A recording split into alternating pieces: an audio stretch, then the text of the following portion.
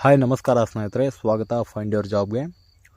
ಈ ಒಂದು ವಿಡಿಯೋದಲ್ಲಿ ನಾನು ನಿಮಗೆ ತಿಳಿಸ್ತಾ ಇರೋದು ರೈಲ್ವೆ ಡಿಪಾರ್ಟ್ಮೆಂಟ್ ವತಿಯಿಂದ ಖಾಲಿ ಇರುವಂಥ ಹುದ್ದೆಗಳಿಗಾಗಿ ನೇಮಕಾತಿ ಮಾಡುತ್ತೇವೆ ಅಂತೇಳಿ ಕೇಂದ್ರ ಸರ್ಕಾರದ ವತಿಯಿಂದ ಅಫಿಷಿಯಲ್ ನೋಟಿಫಿಕೇಷನ್ ಮೂಲಕ ತಿಳಿಸಲಾಗಿದೆ. ಈ ಒಂದು ಹುದ್ದೆಗಳಿಗೆ ಸಂಬಂಧಪಟ್ಟಿರುವ ಹಾಗೆ ಕಂಪ್ಲೀಟ್ ಆಗಿರ್ತಕ್ಕಂತಹ ಮಾಹಿತಿಯನ್ನು ನಾನು ನಿಮಗೆ ಈ ಒಂದು ವಿಡಿಯೋದಲ್ಲಿ ತಿಳಿಸ್ಕೊಡ್ತೇನೆ.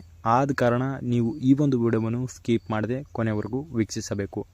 ಆ್ಯಂಡ್ ಅದ್ರ ಜೊತೆಲೆ ನಮ್ಮ ಚಾನಲ್ಗೆ ಇನ್ನೂ ಯಾರೂ ಸಬ್ಸ್ಕ್ರೈಬ್ ಮಾಡ್ಕೊಂಡಿಲ್ಲ, ಸಬ್ಸ್ಕ್ರೈಬ್ ಮಾಡ್ಕೊಳ್ಳಿ. ಅದ್ರ ಜೊತೆಲೆ ಬೆಲ್ ಐಕನ್ ಕೂಡ ಆಲ್ ಅಂತೇಳಿ ಪ್ರೆಸ್ ಮಾಡಿ. ಸ್ನೇಹಿತರೆ, ಸಂಸ್ಥೆ ಹೆಸರು ಬಂದು ನಾರ್ತ್ ವೆಸ್ಟರ್ನ್ ರೈಲ್ವೆ ಇಲಾಖೆ ವತಿಯಿಂದಾಗಿ ಹುದ್ದೆಗಳಿಗೆ ನೇಮಕಾತಿಯಾಗಿದೆ. ಇನ್ನು ಉದ್ಯೋಗದ ಸ್ಥಳ ಬಂದು ಭಾರತಾದ್ಯಂತ ಉದ್ಯೋಗದ ಸ್ಥಳವಾಗಿದೆ ಸ್ನೇಹಿತರೆ. ಹಾಗೆ ಪೋಸ್ಟ್ಗಳ ಸಂಖ್ಯೆ ಬಗ್ಗೆ ನೋಡುವುದಾದರೆ ಒಟ್ಟು 1791 ಪೋಸ್ಟ್ಗಳಿಗಾಗಿ ನೇಮಕಾತಿಯಾಗಿದೆ.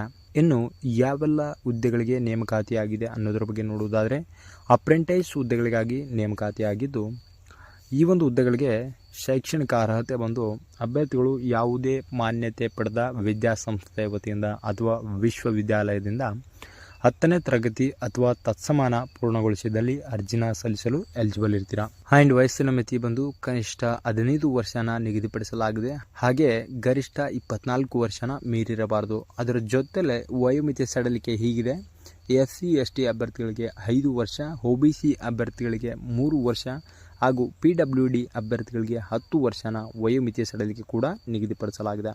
ಇನ್ನು ಇಂಪಾರ್ಟೆಂಟ್ ಆಗಿ ಸೆಲೆಕ್ಷನ್ ಪ್ರೊಸೆಸ್ ಬಗ್ಗೆ ನೋಡುವುದಾದರೆ ಅಭ್ಯರ್ಥಿಗಳಿಗೆ ಮೆರಿಟ್ ಆಧಾರದ ಮೇಲೆ ಈ ಒಂದು ಹುದ್ದೆಗಳಿಗೆ ಆಯ್ಕೆ ಮಾಡಿಕೊಳ್ಳಲಾಗುತ್ತದೆ. ಇಲ್ಲಿ ಯಾವುದೇ ರೀತಿಯಾಗಿರ್ತಕ್ಕಂಥ ಪರೀಕ್ಷೆನ ನಿಗದಿಪಡಿಸಲ್ಲ ಸ್ನೇಹಿತರೆ.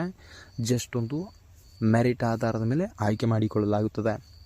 ಇನ್ನು ಅರ್ಜಿ ಶುಲ್ಕ SC ST ಮಹಿಳಾ PWD ಅಭ್ಯರ್ಥಿಗಳಿಗೆ ಯಾವುದೇ ರೀತಿಯಾಗಿರ್ತಕ್ಕಂಥ ಅರ್ಜಿ ಶುಲ್ಕನ ನಿಗದಿಪಡಿಸಲ್ಲ. ಜಸ್ಟ್ ಒಂದು ಫ್ರೀಯಾಗಿ ನೀವು ಅರ್ಜಿನ ಸಲ್ಲಿಸಬಹುದಾಗಿದೆ. ಇನ್ನು ಉಳಿದಿರತಕ್ಕಂಥ ಎಲ್ಲ ವರ್ಗದ ಅಭ್ಯರ್ಥಿಗಳಿಗೆ 100 ರೂಪಾಯಿನ ನಿಗದಿಪಡಿಸಲಾಗಿದೆ. ಆ್ಯಂಡ್ ಇಂಪಾರ್ಟೆಂಟ್ ಡೇಟ್ಸ್ ಬಂದು ಅರ್ಜಿ ಸಲ್ಲಿಸಲು ಪ್ರಾರಂಭ ದಿನಾಂಕ ನವೆಂಬರ್ 10, 2024 ಆಗಿದೆ. ಈಗಾಗಲೇ ಪ್ರಾರಂಭವಾಗಿದೆ. ಆ್ಯಂಡ್ ಕೊನೆ ದಿನಾಂಕ ಡಿಸೆಂಬರ್ 10, 2024 ಆಗಿದೆ. ಸ್ನೇಹಿತರೆ, ಈ ಒಂದು ಹುದ್ದೆಗಳಿಗೆ ಅರ್ಜಿ ಸಲ್ಲಿಸುವಂತಹ ಲಿಂಕನ್ನು ನಾನು ಕೆಳಗಡೆ ಡಿಸ್ಕ್ರಿಪ್ಷನಲ್ಲಿ ನೀಡಿರುತ್ತೇನೆ. ಆ ಒಂದು ಲಿಂಕ್ ಮುಖಾಂತರ ನೀವು ಅರ್ಜಿನ ಸಲ್ಲಿಸಬಹುದಾಗಿದೆ.